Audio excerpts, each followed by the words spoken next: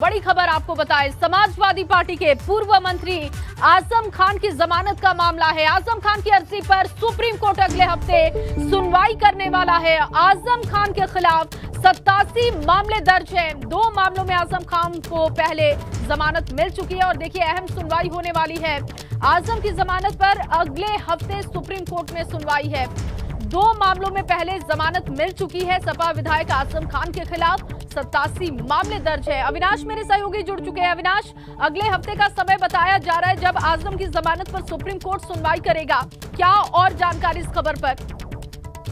अगर बात करें तो आज आजम खान के वकील के रूप में वरिष्ठ वकील कपिल सिब्बल ने जस्टिस नागेश्वर राव के बेंच के सामने ये मेंशनिंग किया है कि आजम खान को जमानत मिलनी चाहिए, क्योंकि उनके खिलाफ 87 FIR दर्ज हैं, जिनमें 2 मामलों में उनको जमानत मिल चुकी है। 4 मामले चल रहे हैं, बाकी मामलों में तफ्तीश अभी चल रही है। लिहाजा आजम के खिलाफ कोई इस तरीके से गंभीर आरोप निकल के नहीं आए, वो जनप्रतिनिधि है, उनको जमानत मिलनी चाहिए। ये अपील सुप्रीम कोर्ट से कपिल सिब्बल ने की है, जिसके बाद सुप्रीम कोर्ट ने कहा है कि अगले हफ्ते वो इस मामले को सुनेगा। तो जाहिर तौर से बात की जब सोमवार को कोर्ट की नई लिस्टेड आएगी, उसमें अगर बात करें तो आजम खान के खिलाफ जो केसेस चल रहे हैं, उनकी जो जमानत की याचिका लगी है सुप्रीम कोर्ट पे, उस पे सुनवाई होगी। अब देखना है कि सुप्रीम कोर्ट क्या कुछ निर्णय देता है, क्या आजम खान को जमानत देता है या फिर जिस तरीके से अभी उनके खिलाफ तमाम सारे मामला विचाराधीन है, तो उसी मामले में विचाराधीन में ही कार्यवाही तेज करने की बात कहेगा, क्योंकि उत्तर प्रदेश सरकार भी अपना पक्ष सुप्रीम कोर्ट में रखेगी। अब महत्वपूर्ण बात यह कि जब अगले हफ्ते सुनवाई होती है तो क्या कुछ उत्तर प्रदेश सरकार अपना पक्ष रखती है और क्या कुछ कपिल सिब्बल आजम खान के वकील के रूप में अपना पक्ष रखते हैं, ये देखने वाली बात होगी। बहुत शुक्रिया अविनाश तमाम जानकारी के लिए। तो सपा विधायक आजम खान की जमानत पर अगले हफ्ते सुनवाई होने वाली है और आपको बताएं कि 2 मामलों में पहले जमानत मिल चुकी है। और अब खबर गाजियाबाद से है, जहां गाजियाबाद के इंदिरापुरम के ज्ञानखंड 1 की झुग्गियों में भीषण आग लगने की खबर है। 1 दर्जन झुग्गियां जलकर पूरी तरीके से राख हो चुकी हैं। कॉलोनी में खाली प्लॉट में बनी झुग्गियों में लगी आग। तस्वीरें आप देख सकते हैं। दमकल की गाड़ियों ने आग पर काबू पा लिया है, लेकिन नुकसान पहुंचा है। और गाजियाबाद की ये तस्वीरें आप देख रहे हैं, इंदिरापुरम की ये तस्वीरें हैं। दर्जन भर झुग्गियां जलकर राख हो चुकी हैं। गाजियाबाद के इंदिरापुरम में आग लगने की जानकारी और ये देखिए तस्वीरें आपको दिखा रहे हैं। हालांकि फिलहाल आग पर काबू पाया जा चुका है, लेकिन आग कैसे लगी ये साफ नहीं है। लेकिन जानकारी इस बात की कि सिलेंडर फटने की वजह से हो सकता है कि ये आग लगी है। और गाजियाबाद के इंदिरापुरम की ये तस्वीरें लगातार आप देख रहे हैं। दर्जन भर झुग्गियां जलकर राख हो चुकी है। एक तरफ गर्मी का सितम और दूसरी तरफ आगजनी की घटनाएं लगातार बढ़ती हुई दिखाई दे रही हैं। और इस बीच आपको एक और बड़ी खबर दे दें, ग्रेटर नोएडा में पेपर मिल में लगी भीषण आग और आसमान में छाए धुंध के गुब्बार। और आसमान में आप देख सकते हैं धुएं के गुब्बार और लोगों को सांस लेने में तकलीफ हो रही है। आसपास रिहायशी इलाकों में लोग घरों से निकलकर सड़क पर जा रहे हैं। फैक्ट्री के अंदर CNG गाड़ी में लगी थी आग और उसके बाद ये आग फैलती गई। पेपर मिल में आग से हड़कंप की स्थिति है और देख सकते हैं जहां दूर तक आप देखेंगे सिर्फ धुआं ही धुआं नजर आ रहा है। इस धुएं की वजह से लोगों को सांस लेने में तकलीफ हो रही है, परेशानी उनकी बढ़ने लगी। तो अब ऐसे में वो अपने घरों से दूर जा रहे हैं ताकि वो कम से कम सांस ले सके, कम से कम उनकी परेशानी कम हो सके। लेकिन जानकारी है कि फैक्ट्री के अंदर CNG गाड़ी में आग लगी थी, जिसके बाद ये आग फैल गई। और अब बात कानपुर के बार एसोसिएशन चुनाव की करते हैं। आज कानपुर में बार एसोसिएशन चुनाव को लेकर वोटिंग हो रही है। आपको बता दें कि पिछले साल 17 दिसंबर को बवाल और वकील की हत्या के बाद वोटिंग को स्थगित कर दिया गया था, लेकिन आज वोटिंग हो रही है और शाम 5 बजे तक वोट डाले जा सकेंगे। 17 दिसंबर को वकील की हत्या हुई थी पिछले साल और उसी के बाद ये बवाल हुआ, चुनाव को स्थगित करना पड़ा था, लेकिन अब आज के दिन वोटिंग हो रही है। कानपुर में आज बार एसोसिएशन के लिए मतदान का दिन है और 21 सदस्यीय कार्यकारिणी को चुना जाएगा। आज 5733 मतदाता अधिवक्ता DAV कॉलेज पहुंच रहे हैं और यहां पर मतदान के दिन अपने मताधिकार का प्रयोग कर रहे हैं। सुरक्षा के व्यापक इंतजाम किए गए हैं। 83 प्रत्याशी अपनी किस्मत आज आजमा रहे हैं। 17 दिसंबर को पिछले वर्ष जब यह चुनाव हुआ था तो हिंसा और बवाल के चलते इन चुनाव को टाल दिया गया था। एक वकील की गोली लगने से मौत हो गई थी और उसके बाद इस बार जब चुनाव संपन्न कराए जा रहे हैं तो व्यापक इंतजाम सुरक्षा के किए गए हैं। पुलिस को लगाया गया है, 1000 पुलिस के जवान इस चुनाव को शांतिपूर्वक संपन्न कराने के लिए लगाए गए हैं। पीएसी लगाई गई है, आरआरएफ लगाई गई है।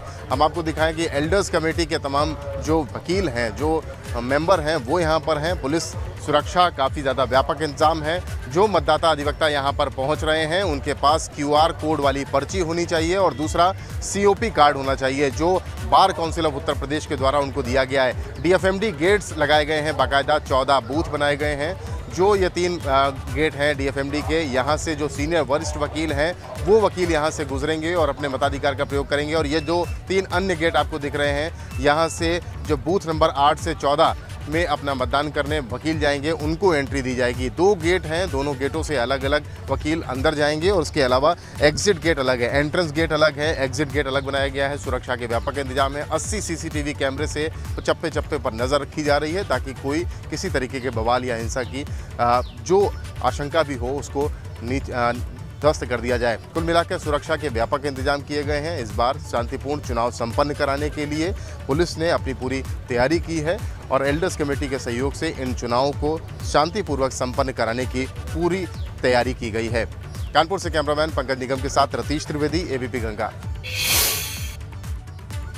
और चलिए अब बात करते हैं बिल को लेकर मचे बवाल की। नोएडा में high profile mall garden Galleria में पार्टी के दौरान मर्डर हो गया। पार्टी के दौरान गार्डन गैलेरिया में काम करने वाले युवकों से बिल को लेकर कहासुनी में जमकर मारपीट हो गई। बड़ी खबर इस वक्त आपको दे रहे हैं, नोएडा का ये पूरा मामला है। मॉल में स्थित लॉस्ट लेमन पब में मारपीट हुई। पार्टी कर रहे ब्रिजेश राय नामक युवक की हत्या कर दी गई।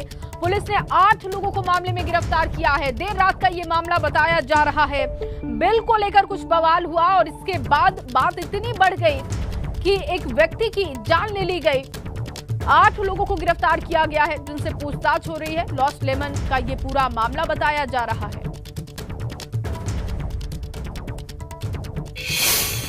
लगभग 11 बजे के आसपास पार्टी करने वालों और जो रेस्टोरेंट के स्टाफ थे उनके बीच में पैसे के लेन देन को लेकर के मारपीट हुई, झगड़ा हुआ और उसके बाद उसमें से उस मारपीट में एक व्यक्ति को गंभीर चोट लगी। उसको वहाँ से उनके साथियों ने तत्काल हॉस्पिटल लेकर के एडमिट कराया। वहाँ पे जब पूछे उसके बाद उनकी मौत हो गई।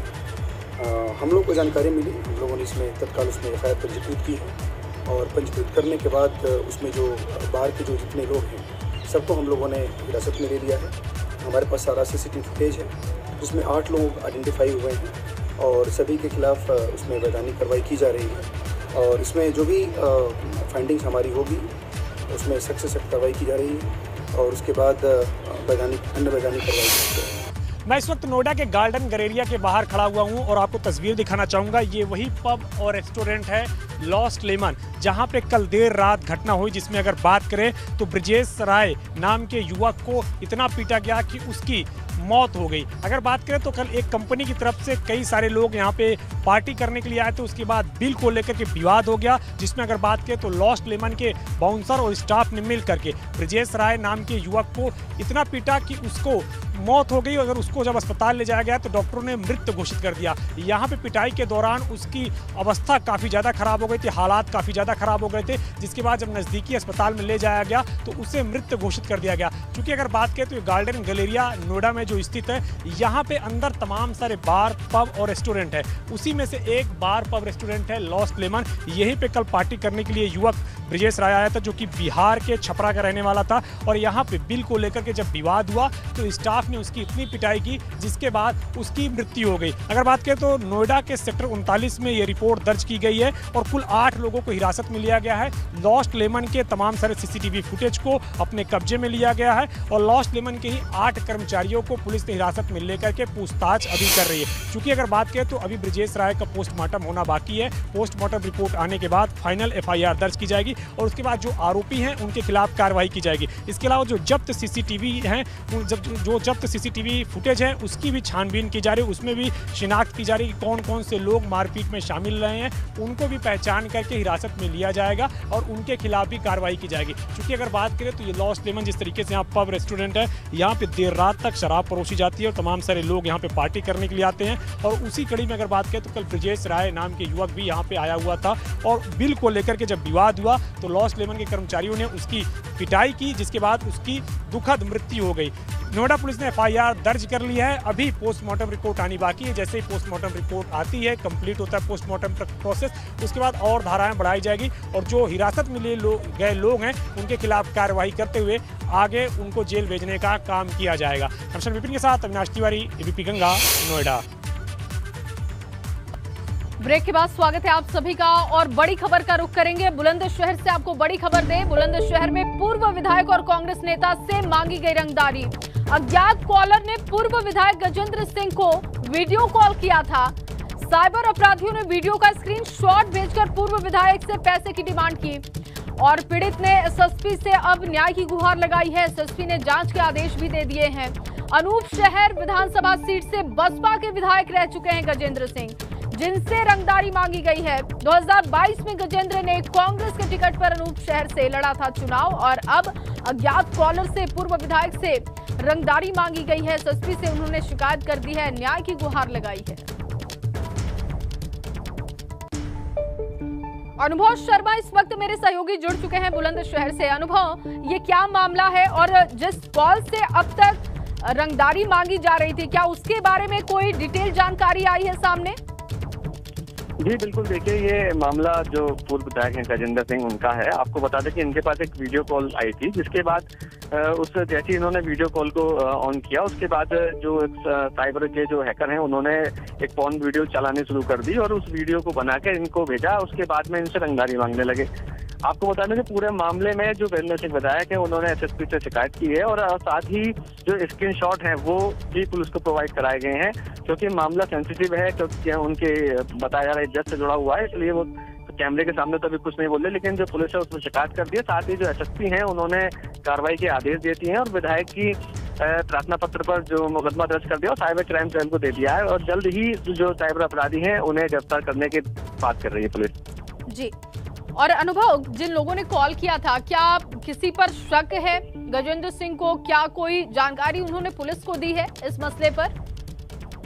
जी बिल्कुल, देखिए अभी इस नतीजे पर नहीं पहुंच पाए कि आखिर ये कॉल किसकी थी, लेकिन पुलिस को जो नंबर है वो प्रोवाइड करा दिया गया, जो स्क्रीनशॉट है वो प्रोवाइड करा दिया गया है। उसके आधार पर जो साइबर सेल की टीम है वो अभी इनके लगी हुई है और जल्दी इस पूरे मामले का खुलासा करने का दावा कर रही है। चलिए, बहुत शुक्रिया आपका तमाम जानकारी के लिए।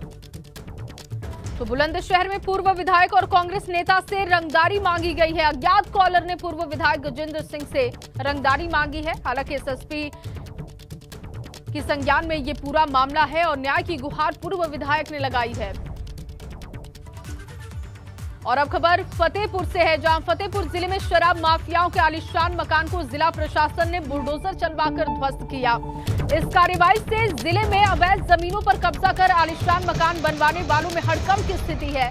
आपको बता दें कि मलवा थाना क्षेत्र के मीरमऊ गांव में शराब माफिया मनमोहन उर्फ राकेश सिंह का यह आलीशान मकान था, जिस पर प्रशासन ने बुलडोजर चलवा दिया है। शराब माफिया मनमोहन उर्फ राकेश सिंह इलाके में लंबे अरसे से अवैध शराब का कारोबार कर रहा था, जिसके विरुद्ध पुलिस फोर्स ने हिस्ट्री शीटर सहित गैंगस्टर एक्ट के तहत कार्रवाई की है। करोड़ों रुपए कीमत वाली सरकारी जमीन पर भी इसने अवैध कब्जा कर रखा था और आलीशान मकान बनवा रखा था। डीएम के निर्देश के बाद बुलडोजर से इस इमारत को ध्वस्त किया गया। ये तस्वीरें देख रहे हैं, अवैध निर्माण को ध्वस्त करने का काम किया जा रहा है लगातार। और इसी कड़ी में मीरामऊ गांव में भी एक्शन में बुलडोजर दिखाई दिया। अमेठी से है, सब इंस्पेक्टर रश्मि यादव की मौत का मामला है। सुरेंद्र सिंह उर्फ रीशू के खिलाफ मुकदमा दर्ज किया गया है। पुलिस ने आरोपी को हिरासत में ले लिया है। बहराइच के डाइट में लेक्चरर पद पर तैनात है आरोपी और 22 अप्रैल को महिला सब इंस्पेक्टर रश्मि यादव का शव बरामद किया गया था। इसी मामले में हिरासत में लिया गया है और आपको बताएं कि बहराइच के डाइट में लेक्चरर के पद पर आरोपी तैनात है। पुलिस ने आरोपी को हिरासत में लिया है। सुरेंद्र सिंह उर्फ रीशु के खिलाफ मुकदमा दर्ज करवाया गया था, जिसके बाद अब कार्रवाई हुई है।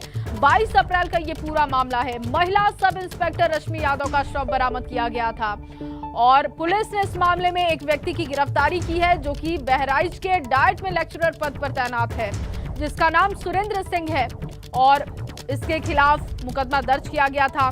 अखिलेश मेरे सहयोगी इस वक्त जुड़ चुके हैं ज्यादा जानकारी के साथ। अखिलेश, क्या इस पर अपडेट है? अभी गिरफ्तारी की गई है सुरेंद्र सिंह की और मामला ये पूरा क्या है, विस्तार से एक बार बताइएगा। बिल्कुल, देखिए आपको बता दूं 22 अप्रैल को महिला मोहनगंज थाने में तैनात महिला सब इंस्पेक्टर रश्मि यादव का फांसी के फंदे पर उन्हीं के सरकारी आवास में शव मिला था। इसके बाद पुलिस लगातार मामले की जांच कर रही थी। कल देर शाम पिता उनकी रश्मि यादव के पिता थे, उन्होंने तहरीर दी थी, नामजद तहरीर दी थी सुरेंद्र सिंह के खिलाफ, जो बहराइच में डाइट में तैनात है। जिसके बाद पुलिस तुरंत एक्शन में आई और पुलिस ने आरोपी को हिरासत में लेकर पूछताछ शुरू कर दी है। जी चलिए, बहुत शुक्रिया अखिलेश तमाम जानकारी के लिए।